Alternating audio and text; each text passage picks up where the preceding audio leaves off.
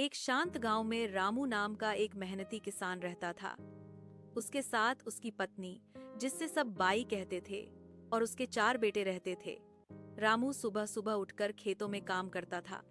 उसके बेटे भी उसकी मदद करते थे। कोई हल चलाता, कोई पानी देता और कोई पशुओं की देखभाल करता। पूरा परिवार मिलकर खेती करता और खुशहाल जीवन बिताता। गांव के पास ही घना जंगल था। जंगल में कई जानवर रहते थे, पर गांव वाले हमेशा सावधान रहते थे। एक दिन दोपहर में जब रामू खेत से घर लौट रहा था, तभी गांव में हलचल मच गई। किसी ने देखा कि जंगल से एक बड़ा शेर रास्ते की ओर आ रहा है। लोग अपने घरों के दरवाजे बंद करने लगे। जब रामू अपने आंगन में पहुंचा तो उसने देखा कि शेर सीधा उसके घर के सामने खड़ा है।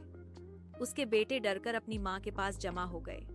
बाई ने धीरे से बच्चों को अंदर ले जाकर दरवाजा बंद कर लिया। रामू ने हिम्मत नहीं खोई। वह जानता था कि शेर भूखा होगा और शायद किसी आसान शिकार की तलाश में आया है।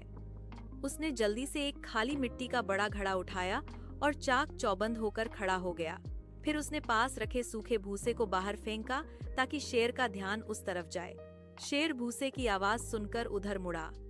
उसी समय गांव के कुछ लोग डंडे और ढोल लेकर आ गए। उन्होंने मिलकर शोर मचाया ताकि शेर डरकर वापस जंगल की ओर चला जाए। थोड़ी देर के बाद शेर सचमुच डर गया और धीरे धीरे चलकर जंगल में वापस चला गया। रामू के बेटों ने राहत की सांस ली। बाई ने रामू से कहा, हिम्मत और समझदारी से ही मुश्किलें टलती हैं।